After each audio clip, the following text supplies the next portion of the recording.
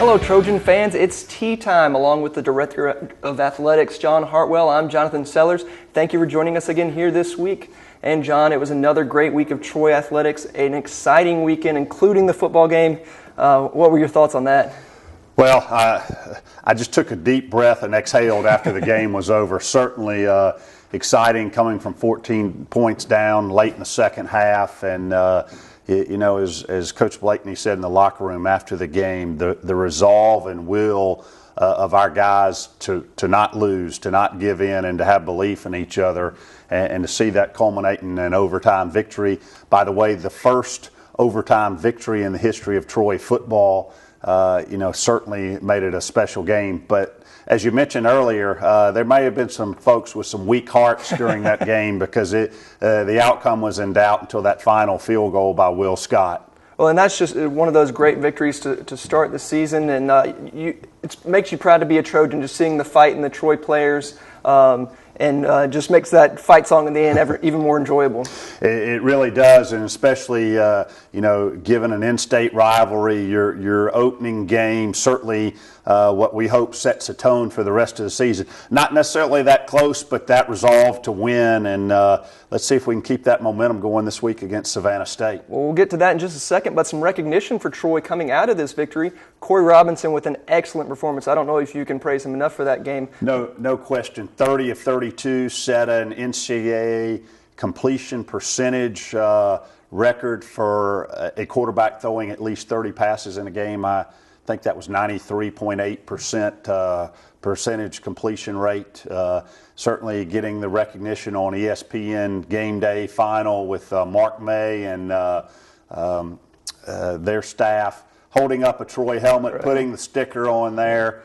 So it was really a great recognition. And actually, Corey is up. He is one of 4 players this week who are up for the AT&T Player of the Week. So certainly go online. You can go on to TroyTrojans.com. There's a link there to vote for Corey as Player of the Week. I think the voting goes through noon on Thursday, and it will be announced on ESPN's Thursday night game. So again, great recognition there for the program. And I don't think it's just a one-vote thing. I think you can continuously vote, so get your votes out there and just keep on voting, and hopefully we'll have him, Corey, as a winner. Absolutely, you can. And not only is it on our website, it's through Facebook. I think my wife's voted for him about 40 times, so certainly they don't limit you to one, so go on there as many times. Again, the recognition and the notoriety, you can't buy that kind of advertising, so we're glad to have that, not only for Corey individually, but for the Troy Trojans as a team and our entire university. And speaking of advertising for the university, it's tea time. It's really caught on. I've seen a lot about the billboard. I saw the cups everywhere during the game on Saturday. It's really catching on big time. Yeah, we're really excited about this new campaign. Again, as we talked last week, you know, not rocket science. It's a term that you hear, that you've heard before, but never associated with any particular team, much less Troy. And we're taking it and running with it, and the fan response so far has been outstanding. Not only for the slogan, you know, as we've used it in game on some of our promotional videos, but certainly the signage, and as the weeks go on by, you'll see some additional signage cropping up all over the state and in the Florida Panhandle depicting It's Tea Time. All right, well, we got another action-packed weekend starting this weekend. Troy is going to be back in action here at home against Savannah State. What are we expecting this weekend? Yeah, another 6 o'clock kickoff. Hopefully it's a little bit cooler this weekend, because that heat, you know, for the folks out there tailgating this past Saturday afternoon, 3 to 4:30 or so until the clouds started to roll in. It was really brutal. But, you know, great support. Probably in talking to our ticket folks, Scott Smith and company, the best walk-up crowd potentially ever. It certainly beat last year's Navy and Mississippi State crowds in terms of walk-up. Certainly an exciting brand of football folks got to see, and we'll carry that over this week. 6 o'clock kick, Savannah State. Got several promotional things going on. It's band day, so you'll get to see somewhere in the neighborhood of 3,000 band members from high schools all over the region. It's also the Parade of Flags Day, so another festive event there. So a lot going on. We'll have the tailgating, the SGA tailgate going on down by Trojan Arena. So the opportunity to see some live bands.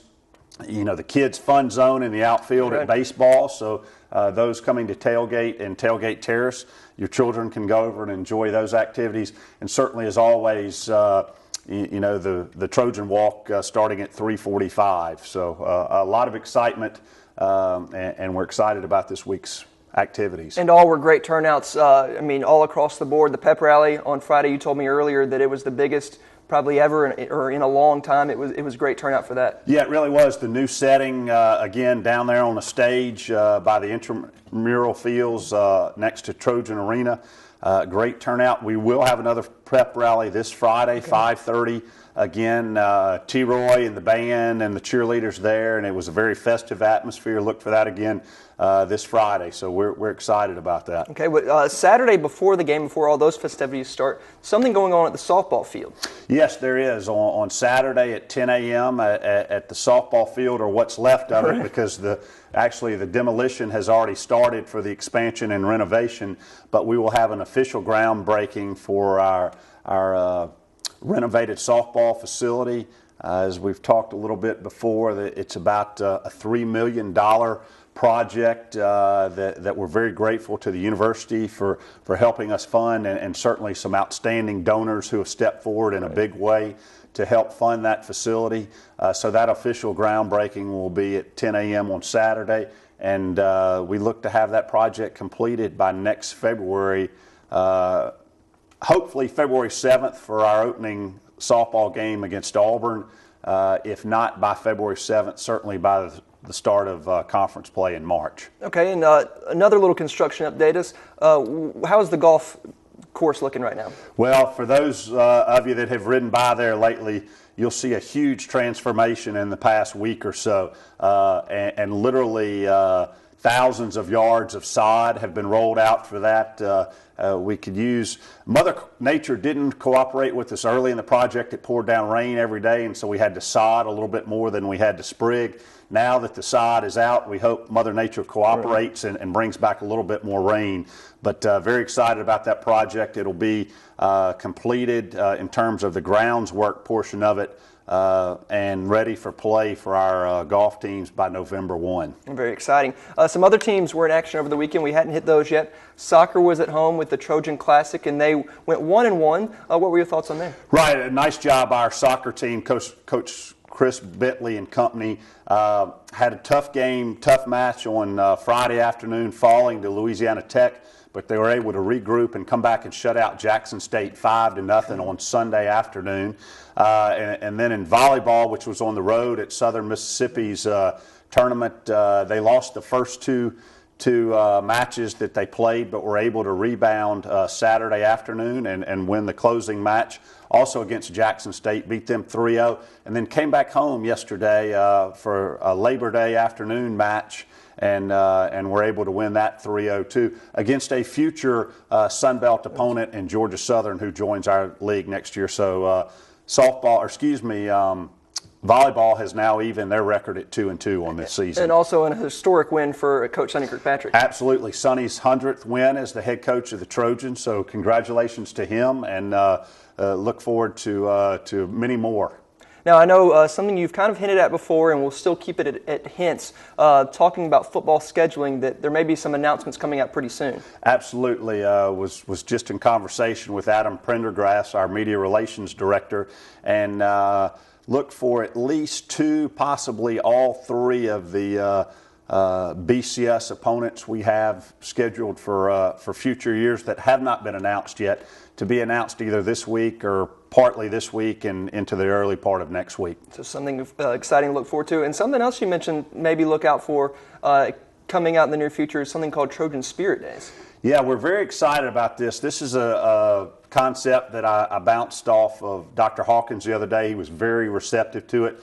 Has gotten Donna Schubert involved and engaged in the project. And what we're looking to do here on campus is to promote every Friday, not just when we have home games, but every Friday is Trojan Spirit Day. Encourage all of our students, as many of our faculty and staff as we can, to wear Trojan apparel. We'll have some giveaways involved with that, along with some appearances by our cheerleaders and T-Roy, all the way to the chiming, the chime playing the fight song at the top of the hour. So we're excited about it. Again, just trying to get total involvement of students, faculty, and staff all in getting this Trojan spirit, which helps us all and certainly helps our athletic teams. Exactly right. Well, another exciting week of Troy athletics coming up, and just more to look forward to. So thank you for joining us again, and we look forward to seeing you here next week. Thank you, Jonathan. See you next week. All right, stay tuned for what's coming up with more Troy sports. I needed to be able to work around my schedule because I still support my family full time, and I needed to be able to be flexible, and Troy met those needs. On campus or online, Troy offers you an extraordinary education with the flexibility you need. Troy University.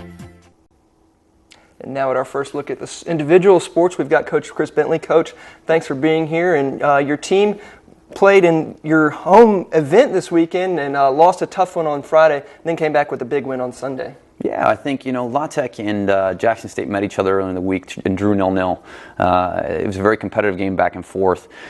We had plenty of chances against La Tech. I think we really created enough to get a win on Friday, but, soccer's a funny game. We gave up a couple opportunities to them and didn't finish our chances, and there we're left in that type of situation. But on Sunday, I think we rode our wrongs, so to say, and we're very competitive on Sunday and did what we needed to do.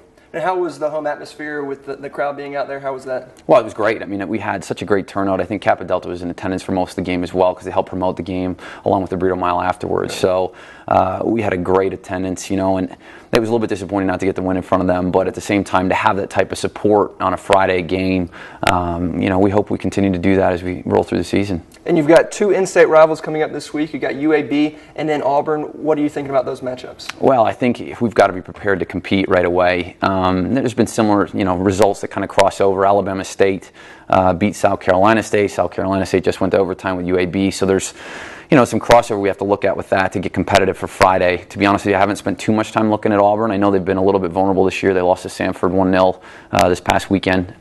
So I think really for us, it's a chance to prepare ourselves for conference as always. We put more focus on UAB, obviously with that game coming up first. But, addressing some of our deficiencies has been something that's been important to us, and continuing to build to create proper chances in the final third, not just forcing things, is a big thing for us right now in our growth. Anything else you're looking forward to working on this week going into those games? I think going off of that, I think possession and penetrate, their back line is massive for us. If we can do that, possession with a purpose, and continue to be smart about doing that as a unit, know when to go for it, when not to, I think that'll put us in a good chance, in a good spot really to compete Friday and Sunday. But I think it's, one game at a time, and if we can carry over what we did on Sunday into the Friday game, we'll be great. Well, how big is that momentum from Sunday, getting those 5 goals? How big of a momentum shift is that for your team? Well, I think we created well, and it gives confidence. Finishing, we had a couple great finishes from players. Abby Reynolds got her first collegiate goal, and I think there's plenty more to come from that. As an example, Cece Thorngren had a couple goals. She could have easily had a hat trick. I mean, they were creating great chances, and I think the midfield was doing a good job of creating for them. I think our wide backs were getting forward in the attack. So for me, the confidence that was built from that game was great. The other thing is that once we took control of the game, we didn't stop playing our game. Sometimes you see girls just trying to fly forward and trying to create more so they can score and be selfish, and we didn't see that. It was a good team effort, and I think that's something that we can take confidence moving forward with. All right, Coach. Well, good luck this coming week against UAB and Auburn. Hopefully you get 2 victories out of that, and we'll talk with you next week. Thank you so much. All right, stay tuned for more. It's tea time. I decided I wanted to go back to graduate school, and the Troy schedule fit in very well with my lifestyle. On campus or online, Troy offers you in-demand degrees sought after by the law enforcement community. Troy University. And now with a look at the cross-country team, Coach Jeff Jenkins is going to join us. And Coach, the team got started at the Trojan Invitational this Friday. What were your thoughts on it? Well, it's always good to start off at home, and we enjoyed coming here. And for all those jitters that were with the freshmen and the upperclassmen as well in the starting line, it's a little bit better when they can start off in familiar territory. Overall in the meet, I think we performed well. There's a few individual performances that look pretty good. We're happy with what we saw overall. And I know one of the things we really talked about last week was all the newcomers. How did they perform? Well, it was pretty visible nervousness on the starting line. There's a lot more parents there this time want to watch their kids run. And as they get older, the parents will start to drift away, I think. But I think they performed really well. We had a few people that really stepped up above some others. But. Now, I know one thing we also talked about last week was just the new course that was going to be run and just the atmosphere surrounding it with the pep rally going on and all the other events. How was that? Okay, first of all, the course was definitely difficult. We expected that, so it's no surprise to us. The times were kind of out the window for us as far as the marks that were coming, so a lot of people saw some bad times. It didn't help us in rankings for sure because we weren't able to run very fast, but nobody was. And as far as the pep rally goes, that was amazing. Pre-race especially, with the band out there playing the fight song, and the crowd was huge, and everybody got to watch the meet. I know a couple people said we broke some attendance records in cross country for sure, so it was great. Now, who were some of the people that stood out for you in the meet? Well, particularly, I guess we'll start with the women since they raced first. Julia Ostendorf, she continued to be our top woman on the team, and she did very well, and we expected her to do well. She stepped up big time. But right behind her, we saw a few surprises. Michaela Hodges, who is a freshman, she's been looking really good, and she was just shortly behind Julia. And I know that I was watching her race. I didn't get to see all of it, but I saw a lot of it, and she outkicked 5 or 6 other Sunbelt runners, some girls from Georgia State and South Alabama, and she ran very, very well with a lot of veteran runners, so she did well. And I guess all the way down towards our 10th runner even. Ray Leach did very, very well. I was very happy with the way she stepped up, and some people just really surprised me. It's a different environment in the race. And on the men's side, Enoch, we knew Enoch was going to be near the top, and he finished top for us. He hung up near the top. He was in second for most of the race, and ground just kind of ran up a little fast, and the course kind of caught up with him a little faster than he expected. He was aggressive, and I told them to be aggressive because the course was shorter, but he ended up being caught by a few of the other guys, and I think he finished somewhere around 5th or something like that. He did well. And Travis Lucas, he's our nomination for the Sunbelt Runner of the Week. He's a freshman. He was our number 2 runner also. So both men and women, we had a freshman in our number 2 spot, and that's really big. He progressed late in the race very well and did nothing but pass people. He never got repassed late in the race. So that's something key that we look for, and we try to tell our athletes to make sure it doesn't happen. Now, you're off this weekend, but what will you be looking for your team during the week? Okay, and not only do we have we have no race this weekend, but in our training, this is also a down week for us. Okay. And where our sport is basically nothing but conditioning. Right. And so you have to remember also that these past 3 weeks we've been really hammering the athletes, and they had a lot to race with. And now that we're going into a down week, it's a super compensation period. So everybody gets better during this period of time. So we're expecting a lot of people to get well rested. The training volume is going to be a lot lower, and hopefully get geared up for South Alabama in 2 weeks. All right. Well, good luck on this week on resting, and we'll talk to you next week about the South Alabama meet. But now, stay tuned for more about the volleyball team coming up. Being a full-time mom, full-time dad, and working full-time with Troy, it was just perfect. It worked for us. It's easy. You can take classes online, you take in class. On campus or online, Troy offers you an extraordinary education with the flexibility you need. Troy University. And now to wrap up our look at the fall sports, we're going to talk a little bit of volleyball with Coach Sonny Kirkpatrick. Coach, your team was at home on Monday getting a big win, but before that you were on the road at Hattiesburg, dropping 2 out of 3 on the road. What were your thoughts on the weekend? Well, we knew our first match was going to be really difficult. Stephen F. Austin is a quality team, finished near the top of their conference last year, typically an NCAA caliber team. So it gave us a really good feel of where we stood right from the start of the season. And unfortunately, in the 5th game, we didn't come out, and they jumped up 5-0, and we just couldn't recover. It was a decent result for having 4 new players on the floor at any point. The second match against Southern Miss, it was just abject failure. I was so disappointed in the way we prepared and the way we went out with our attitude, with our mental game, and there's no reason we should have played the way we did, and that was what was disappointing. And then Jackson State was an NCAA team last year. We got things a little bit better in that one. We started doing what we've been working on. We challenged the team with some different goals that they had said, and they came out and really performed well, and it kind of propelled us into Monday a little bit. And then Monday you came back and got another win, your first ever at Trojan Arena, but also your 100th here at Troy. What was that like? Well, the win itself, the first one in Trojan Arena is special, just because that's history for us. Right. And it's more for the team. I've been around a long time. I guess that's what it means when I get to 100 wins, but honestly, I didn't know it. My wife told me after the match, after someone told her. But it was big for the team. We needed a win. Georgia Southern's the best team we've played this year, so it's the fact that we started playing better and have started to hit the goals that we're looking for, heading in the right direction, getting closer toward conference season and a really tough tournament this week. Yeah, you're going to be in-state up the road at Auburn this weekend. Can you give us a preview of that tournament? Like always, it's going to be really tough. I scheduled a really difficult preseason conference schedule. Wisconsin Green Bay comes in, they're 1-2, but they lost 2 5-set matches to Northern Illinois and then Ohio State. So going into playing them, it's going to be tough. We're going to have to continue to play well and do the things that we did on Monday. We play Mercer later that afternoon, and honestly, I haven't seen any video on them. They had a rough weekend, but we're not good enough to overlook people right now.